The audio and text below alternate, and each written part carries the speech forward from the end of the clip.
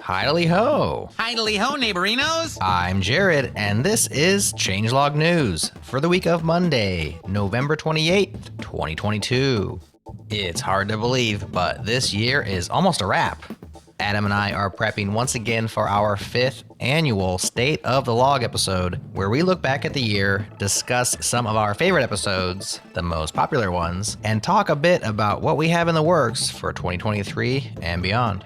Last year, we included your voices for the first time, and it turned out super cool. So we're trying it again. Please share with us your favorite changelog guests, topics, or aha moments you've had over the last year. Hey, if we include your message in the episode, we'll send you a free t-shirt. It doesn't have to be super produced. Just pop open your voice memos app on your phone, or use QuickTime or Audacity on your laptop, and tell us what's on your mind. Then upload your audio to changelog.fm/SOTL, short for State of the Log. Once again, that's changelog.fm/SOTL. Seriously, do it. Okay, let's get into the news. We start with a public service announcement. Heroku will delete all free databases and shut down all free dynos today. Nuclear! And by today, I mean Monday, November 28th. If you're listening to this any later than that, sorry, you're too late. Too late. Too late? No such thing as too late. Free dynos, hobby dev Postgres instances, and hobby dev Redis plans are affected. It is the end of an era for sure. Because your kid's all grown up and out in the world doesn't mean you don't still love them and have emotional reactions to things transpiring in their lives, right? Where will you move your small and personal web projects? What about starting new ones? I'd love to hear where and why. Get them moved and then tell us all about it in the comments. Stable Diffusion 2.0 dropped last week to much excitement, but it quickly turned to mixed responses once people started playing with the results. Sean Swix Wang has a solid rundown of what's new and what's disappointing the Stable Diffusion community on his Substack. After displaying a bunch of side-by-side results from identical prompts, Swix says, quote, "If you looked closely and couldn't decide if SD2 was better than SD1, you weren't alone." That said, the task of deciding if a generated image is, quote, better or, quote, worse is quite subjective and hard to quantify across a literally infinite unbounded latent space. And prompts are a moving target. The same prompt generates different things in SD1 versus Midjourney 3 versus Midjourney 4 versus DALL-E 2 versus SD2, etc. And users will discover new magic keywords and best practices that subjectively improve results. So perhaps SD2 initially looks worse than SD1, but then improves as users learn how to wield it better. End quote. He goes on to explain why he thinks prompt engineering itself is a product smell. Excellent post. Worth a read. Real Twitter SRE Matthew Tejo writes, quote, "Twitter supposedly lost around 80% of its workforce. Whatever the real number is, there are whole teams without engineers on it now. Yet, the website goes on and the tweets keep coming. This left a lot wondering what exactly was going on with all those engineers and made it seem like it was all just bloat. I'd like to explain my little corner of Twitter, though it wasn't so little, and some of the work that went on that kept this thing running," end quote. Matthew was an SRE for 5 years at Twitter, working on the cache team. That's cache with a capital C, not the generic idea of caching things. We're talking Twitter's cache as a core part of their infrastructure. He explains in this post how the cache works and how it keeps running even with nobody around to scale it up and down. It's a fun and interesting read, but the coup de grace is in the comments where Johnny Manu 40 said, quote, "When everything works fine, they wonder why they hired you. When everything stops working, they wonder why they hired you." IT in a nutshell. Always wanting to have fun, Austin. That's you in a nutshell. No, this is me in a nutshell. Help! I'm in a nutshell! How did I get into this nutshell? Look at the size of this bloody great big nutshell. What sort of shell has a nut like this? I mean, it's just crazy. Odds are you've never heard of Git Notes. Tyler Cipriani calls it Git's coolest, most unloved feature and says they're almost a secret. You're wondering who I am. Secret, secret, I've got a secret. Machine or mannequin. What are Git Notes? They're a built-in place to stow metadata about anything tracked by Git, any object, commits, blobs, and trees, all without futzing with the object itself. One example use of this is the Git project itself, which uses notes to link each commit to its discussion on the project's mailing list. But that's just the start, and we'd see a lot more uses of this if more people knew about the feature. Tyler shares a few ideas of his own in the blog post, but just having knowledge of this feature's existence is half the battle. Now we know. And knowing is half the battle. That is the news for now. Up next, in our All Things Open bonus series, we have Joel Lor telling us all about how he brews beer with help from the Internet of Things and JavaScript. Have a great week, and we'll talk to you again real soon.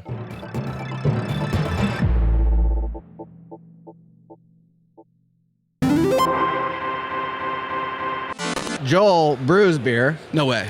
Yeah. and he brews it with JavaScript. What? Somehow, I don't know. That was the Raspberry Pis the and headline of JavaScript? his title. Yeah. Arduinos. Tell us how you do beer with sensors. JavaScript. Yeah, well, so essentially I'm using an Espruino, so kind of a mix or Espruino, hybrid yeah. between the We Arduino. covered Espruino way back. Nice. It's like an Arduino with extra It stuff. was like open source on Kickstarter, I believe, right? Didn't it launch on Kickstarter? It's open source, and it runs JavaScript. So you can Yeah. use JavaScript to program it, and you can add in sensors on it and do all kinds of stuff. Like essentially the same thing you would do with an Arduino, but using JavaScript, which is a Right. much better language, Then- much better suited. What do you write on What's Arduino? better than C. C, yeah. Yeah. I mean, no one's going to argue with that. Who uses C? Yeah. I mean, Right. Yeah. So that's So that's two things we all agree on. Okay, two things. Beer and JavaScript, no C. So All that's right. how I use, That's three things, Darren. or that's kind of the basics of the talk that I gave yesterday, and how I use it to brew. One of the things that I wonder about my brewing process was like, what's going on inside of that closed fermenter for Right. like 3 weeks? It's a But you long can't time. look at it, and if you do, you ruin it. And yeah, and you really want to know what's going on because you really want it to be ready as soon as you can. So it's kind of a curious thing. Okay. So by adding a sensor in there, you can actually measure what's going on. What kind of sensor?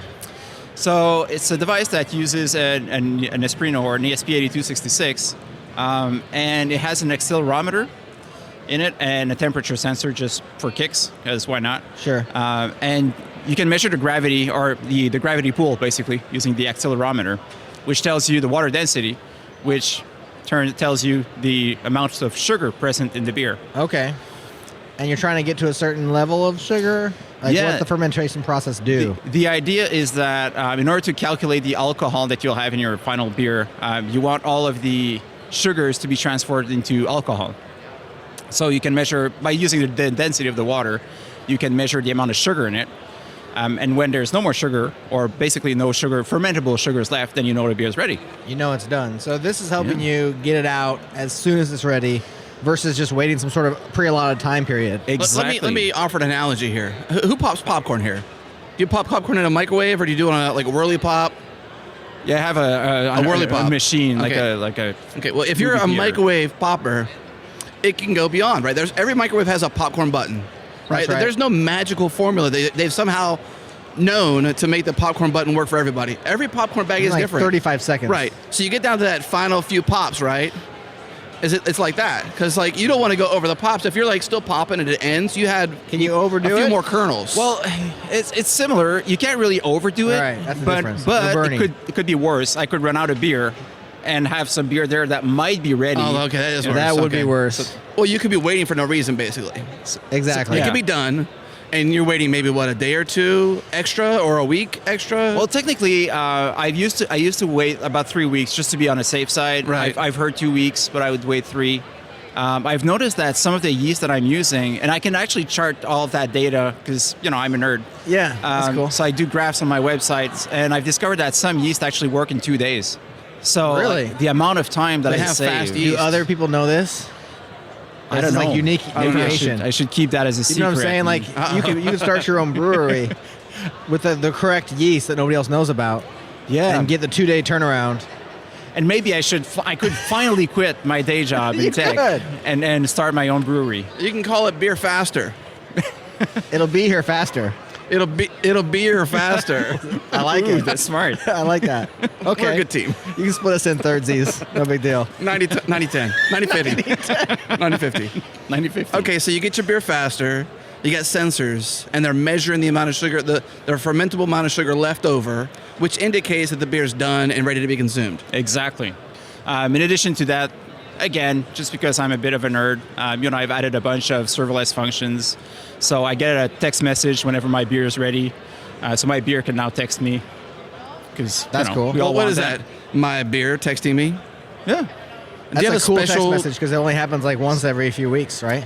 Yeah, so I take an average. I use a window function to measure like what's the amount of sugar that's been left over the last 24 hours or so. And then based on that, if it's been stable, then I know that there's nothing left to ferment. So Right, it uses Twilio and sends me a text message. Twilio's. So do you have time series databases involved here? Yes, it we is do. time. Yes, we do. Okay, what Like do you? this, he's official. He's what's a your we stack? now. Yes, we do. See how I got there? Yes, we do. That was very I'm liking sneaky. this. Well, we came up with the name, so it's getting better. Tell us what we're doing with this. Better thing. together. Yes. What are we doing here? So yes, I'm using MongoDB in the Okay. backend. So it does offer time series collections out of the box. Okay. So that's what I'm using. Right. Yeah. Also, it's free. For you. So, there's a free tier. Okay. It's pretty Yeah. generous. Free It's not for bad. beer. It's a pretty enthusiasts. generous. Now, how much beer do you have to brew to make it not free anymore? It would take a lot of beer. Yeah, I do one reading per hour. Okay. So before I reach 500 megabytes of data in that database, I should Right, be good for okay. a while. Should be good to go. Yeah. See, this business scales, It does scale very well. Low overhead. When you do multiple batches, right? Because you drink lots of beer. So you've Yes. brewed many batches over time, so you have a lot of data. So from each brew, is one brew one bucket, or is one brew many buckets?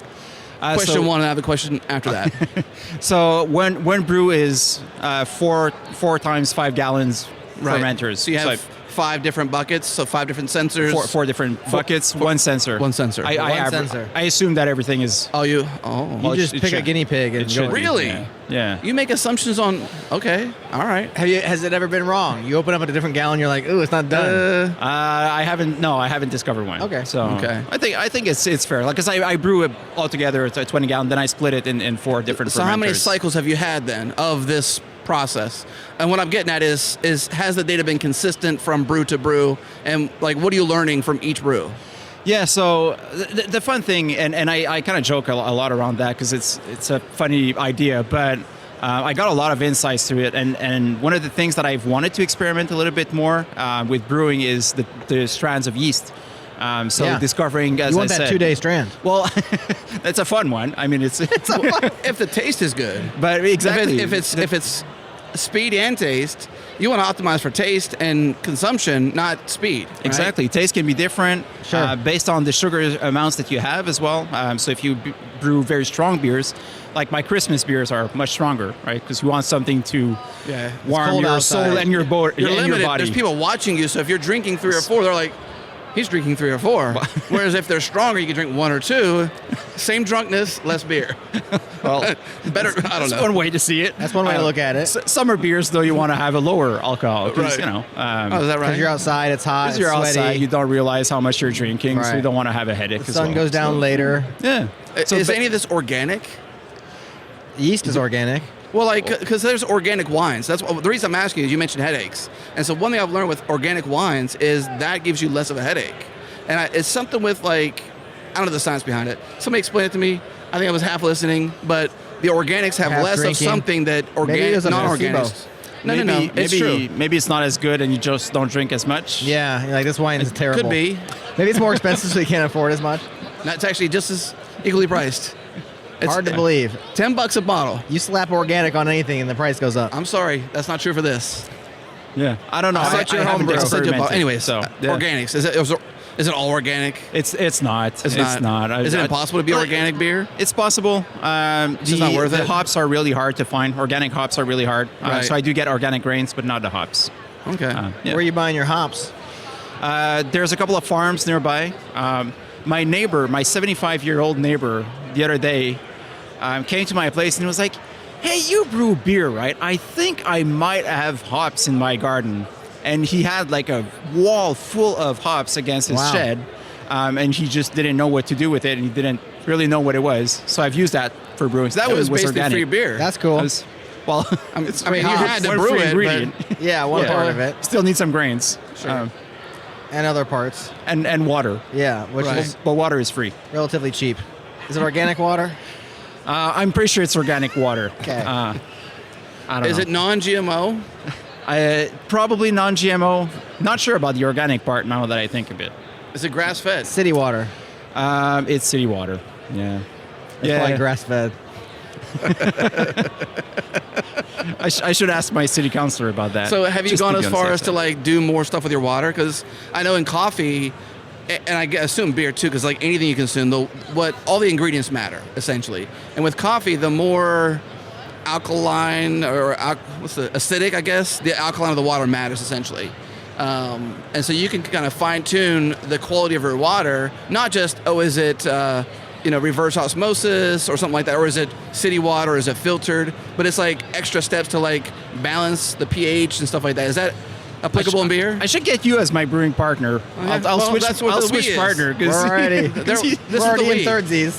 he's not paying attention He's to not telling you details what- like that. Right.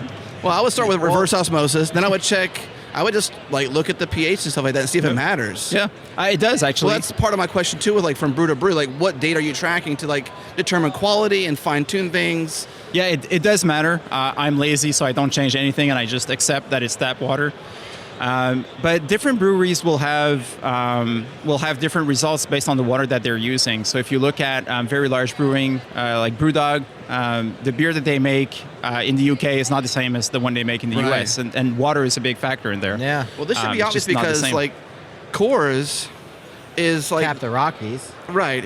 Tap the Rockies exactly. Coming out of the Rockies. Right, like they quantify or they essentially say our water is good. Mm-hmm. Where we get the water from, which makes the beer good. You want Rocky Mountain water, Which Yeah. you need You that know what with I mean? Coors Light because it's all water. right? Well, yeah. it's the best, worst beer. You want the best water because it's healthy. just all water. right. So but even like it's always 95% of the end product, which Right. is water. Oh, so, for sure. So that's why it's healthy. Gotcha. That and So some grains. You don't which change is your the recipe then, cereals. and it's because you're lazy. I don't change the water. Oh, okay, the yes. water, but you do change your recipe. But you could I just do be change happy with your beer. recipes. Is your beer good? I think they're pretty good. How long you been doing it? I have a couple of friends that also think that it's pretty good. I have more How and more many? friends. The more I brew, the more friends I have. do you have a label on the beer? I do. You got your own caps, right? So it's brain brew. Brain brew? Yeah. Okay. like the brain. Like is the it brain. is it like a brain looking emoji thing? Like Mind blown. the brew on top of the beer is kind That's of a a good brain. name for a or the beer. foam. Mind blown. I Yeah. like it. I want to drink You it. like all your own names. We man. have brainbrew.ca, which is our official website, That's where cool. where you can see the charts Are and you you can shipping? see what's going on in the brew in the beer. I don't That's so ship. cool. Honestly, this is a great idea because if you became legit, like if you did quit your day job and it could make you some money, and if this was like something you wanted to do, I think it'd be interesting as a consumer of the beer to like look at these charts and just like have this. People love this behind the scenes view into brands, Yeah. their products, and I think this is a unique take on it, honestly, because like no one else is doing that. Are there other people doing it? No. I'm asking him because he might knows. Doing behind the scenes. Well, the No, behind the scenes of like the Esperano. data and Esperino. the charts and like, I mean, I don't know, just maybe it's marketing, but it seems That's a good, alluring. that's a good question. I haven't noticed any brewery that actually put out some data like that. They're pretty secretive. That would be interesting. This is their secret sauce, you know? Yeah. Well, up to a certain point. I mean, the amount of sugar in there is not a secret because in the end, it's on the label because it's the alcohol. Right, but can you get other metrics that you're not getting now? There's a lot of metrics that you can. So I could go a lot deeper in my, which I'm slowly getting there. But it's always a question of money. But Sure. monitoring the temperature during the whole process is one of the things that I want to do, especially during the fermentation process.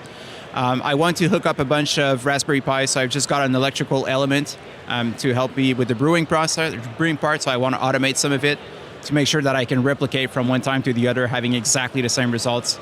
Yeah. Based on the time that it was brewed, the temperature that we hit, and so on.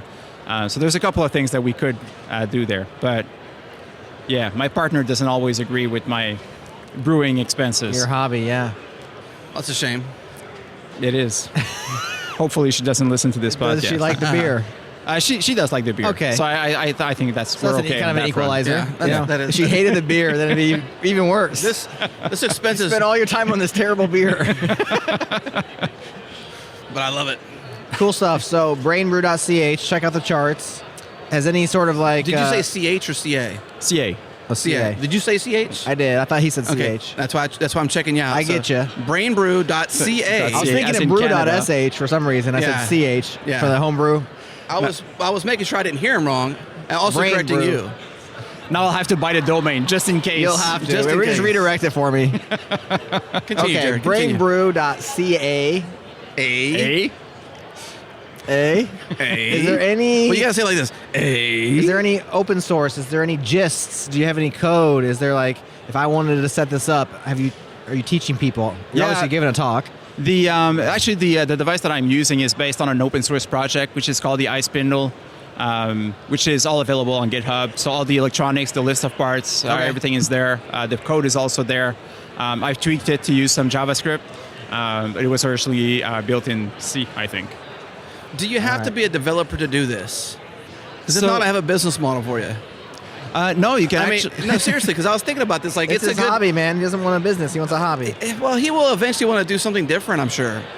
And even if you don't, it's fun to think He's about these gonna tell you things. I'm going to say anyways. No, seriously, like I'm being very honest with you here, and it's less about my idea. But half the problem I think with homebrew people is less people get into it because they fail or they fail early, and they're like, man, this sucks. You know, there's no indication. You probably experience this. Like, there's no indication unless you're resilient and you actually have a motivation, right, to do it. There's a certain threshold where you fall off the gap. And I just wonder if there's things you've built that you can sort of like consumerize in some way, that where you can kind of be developer-ish and make it a little bit easier to get into brewing. And Brain Brew isn't a bad name, really, even for that. Like, it still applies. Like, I like brand names that sort of like transcend just like their original reason. Like, it can transplant to that too, where like you can essentially create a kit that's got tech that is sort of it's scientific, that you can't screw up the brew, right? Yeah, no, that you're correct. I think I'm definitely stealing your co-host and keeping you as my brewing partner from now on. I could be you'll have on to the move. board, an investor, or a shareholder. You'll something have to like move that. to Canada though. Well, there's remote. There's remote, and I can remotely drink aren't you? beer. I thought you were Canadian. No. Come on now. But there are a lot of projects that I've seen that actually use Raspberry Pis to do kind of what I'm Has trying this to. been done before then? It is. Okay, it is this not available a out new there. It's invention. like big control panels that are all powered by Okay. Raspberry Pis. So this is a bad idea then I've come they- up with. It's not a bad idea. It's not a bad idea. But it exists. But it's all kinda open source. so Batteries you can- included, homebrew beer. Yeah. Like you can't really mess it up if you know there's no more process to be done. Then it's around getting your recipe right. And if you give like 5 or 6 different recipes, like here's your IPA, here's your Pilsner, here's your whatever. But the worst case scenario is you wait longer. Well, yes. Yes. Like a long time you just waited 3 weeks, but now you may not. Maybe it's 2 days, maybe it's 3 weeks. Have you he ever knows that. Have you ever looked at a fermenter for 3 weeks? Man, it's it's a the worst. long time. Constantly? Just Yeah, well, nonstop? you have I to. do cold brew coffee, and I can't stand the 24 hours, maybe the 16 whatever hours. Like, I couldn't imagine waiting weeks Yeah. to brew beer. Like, it got to be... But there are other factors during. Well, you still might have to wait weeks. Well, there's it's not that. speeding up the process. It's just letting you know when it's done. Sorry, I'm over here raining All on right. your parade, but I do think it's cool. It's a beer... Don't consumerize it, man. Just let it ride. Let it ride. Consumerize the beer. Ship the beer to people's houses. Let them drink it. It's They'll give you money. I'm in Canada. Everything's illegal in bootlegging, Canada. man. Yeah. Oh, I'll try to across smuggle state it across lines. the That's border. illegal? Well, there's Yeah. legalities involved. Come to the States, man. There's Red freedom tape. here. Freedom. No, there's not freedom here. You can't ship alcohol that easily. Ignorance is bliss. Come on over. Just do it. What else to share? Like, seriously, what else to share? If there's somebody out there listening to this and they're somewhat entertained, but they're also motivated to do this, you said you have a GitHub project, some code out there. Can they go and like follow your footsteps and like, do you have a list of things to grab? Have you made this easy for somebody else to like do what you've done? No, definitely that project is the one thing. I do go to conferences and I talk about this project. So I gave this talk a couple of times. It is available on YouTube if you look it up. So I'm sure you can find it. So it's How many views on that video? Good question. We'll have to count them. Let's make it bigger. I should count them. Let's make it bigger. Like the logo, let's make it bigger. Yeah. The views bigger, the logo bigger, All right. all the things bigger. Give us the link. We'll do our best to make it bigger for you. Great. I'll share a video, and then so that's a good place to get started. And I talk about how to program those microcontrollers and how to get that data out and work with that data. So Cool. Cool. Brainbrew.ca. Thanks, Joel. thanks.